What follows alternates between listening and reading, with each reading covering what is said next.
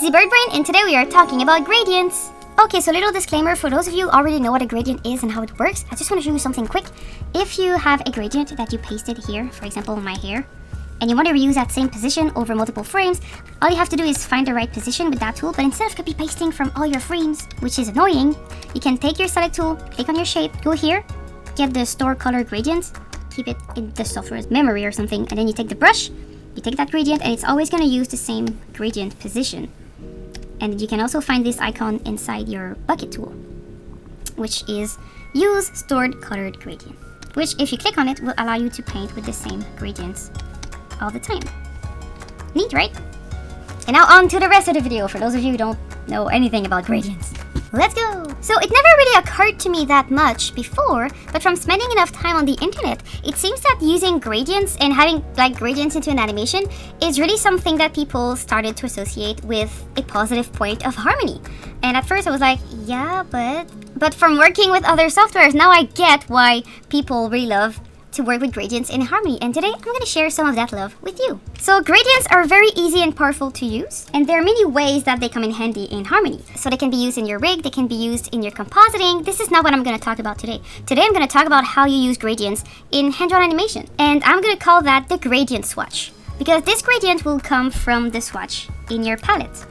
So the thing we're going to talk about today is how the gradient swatch is used with different tools such as the brush and the pencil. We're also going to learn how to make a gradient swatch, and after that I'm going to talk about how to apply it to your fills with your bucket tool. And trust me, you might have used Harmony for 7 years, you're still going to learn something new, I'm pretty sure, okay? And if not, well, you can have a good time looking at this beautiful animation made by my friend Kevin, which you can find in the description below, featuring Swift from Doig Swift, a character made by India, and she's amazing, and she let me use this gorgeous project that I'm cleaning up, by the way, because friends stick together, so we're all working together on this lovely intro of theirs. So I'm just cleaning and coloring this so that Michael Doig can put all the lovely images together and create something grand. Alright, so enough shoutouts to my friends, let's get into learning that new stuff. So as I said, this is a gradient swatch. So how do we make a gradient swatch? It's pretty simple. So instead of using the one that I have here, I'm gonna make a new one.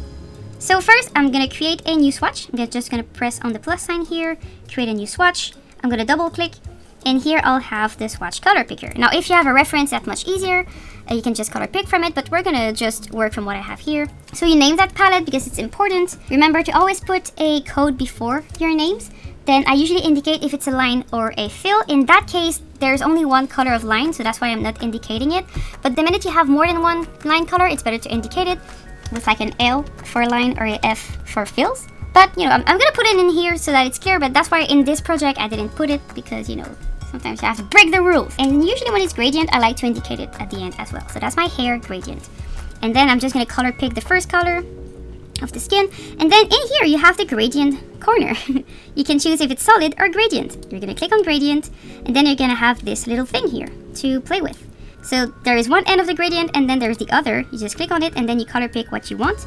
Here I had the color that I could color pick for the highlights, so I'm just going to click here. And now I have a lovely gradient that goes from brown to blue. You can change how that gradient works by just shifting these little thingies. If you want to add more colors, you can click in the void here and just pick another color. And you can add as many as you want. I don't know what's the limit, but you can ask Colin. Probably going to find out if you ask him, because he's nuts. If you want to get rid of these, you can just take it and pull it down, and it's going to disappear. You take it and you pull it down. And in here you can see if it's linear or radial. So it's super easy. You just pick your two colors, you choose which kind of gradient you want. Of course, if you want to invert this, you can just invert your little thingos. And that's it. Now, what are the difference between using a gradient on a brush, which is like a fill, or on a pencil tool, which is a pencil line? So I'm going to show you this on the side here. It's pretty simple. So with a brush, it's going to use your shape and just apply the gradient to the whole shape. So to change the angle, we're going to talk about that later, no problem. On the other hand, for a pencil stroke, what it's going to do is it's going to kind of map the gradient on your pencil. Now they look the same, but if instead I did like a circle with a brush, like this, and if I do one with a pencil, you're going to see that it's not the same. Because on a pencil, the gradient will radiate from the line and outward, and on the brush, it's really just like a flat gradient that's applied. So they work really differently. If you want to get this result with a pencil tool, you will need to first flatten your artwork, going to drawing, convert, and pencil lines to brush stroke, and then just apply your gradient to the brush stroke. Now what we're going to do is we're going to use the gradient on our character. So if I was painting this frame, I would take my bucket and I would just paint my gradient like this, right?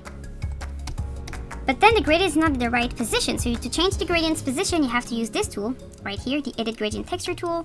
You can then rearrange this gradient as you want. It's a pretty simple tool to use, pretty intuitive, like I'm not gonna spend a lot of time explaining it. And if you're curious, go check the documentation. So that's how you edit it, but then you can also take that thing, you can click and you can copy with Command or Control C, and you can also paste the gradient's position to another place. So you can take that gradient position, copy it, and you can paste it on your other frames if you want. That could be useful. But then instead of taking it and copy pasting it to all your other frames, which might be annoying, what you can do is store the current gradient. So I'm gonna click on my gradient to make sure that I have the right position. And then if you go to the select tool, you can click on your shape. And in here you have a button called Store Color Gradient. So you can click on this and it's gonna store that position inside somewhere. And then if you use your brush, you can go here and there's a button that looks like a window for some reason, and you can then use the store gradient, so it's always going to apply the gradient that you have here in all your strokes. You can also find this icon within your paint bucket, so it means that if you paint, you're going to always use the same position of the gradient. So that means you can then paint your frame with always using the same gradient, which is great. And I mean, that's it. So that is a little secret that I have to tell you about the gradients. I really hope you use them wisely, so don't put too much of them in your animation because they are kind of annoying to deal with. In here, it's a very cute gradient that is used into the hair, but that's it. Like, there's no gradients on everything, and it's on a pretty big part, so it's pretty simple to manage. Another thing to know about gradients is that sometimes, like this hair, you have a bunch of different pieces, but in the cleanup, there's a lot of gaps. So how do you prevent the gradient from bleeding from this part to this part? That's usually something you could do in cleanup to try to make the pieces easier to separate. But if you don't, like now I'm up to the color stage and I have like a hole here, which is fine. All I'm gonna do in my color stage is press on C, the shortcut, to get the close gap tool, or you can just go here and find the close gap. And I typically just make like a little line here, very approximative, and then I can just continue painting to add my two different gradients. So then here I'll be able to have a different one for this hair that I can just place here. So that's how I kind of deal with it. Usually I just make sure that this part is smooth. So I'm gonna try to make like the color blend a bit more, and that's it. So that's how I deal with gradients. I hope you liked it and that's gonna be useful for you in the future. Have a nice day, bye!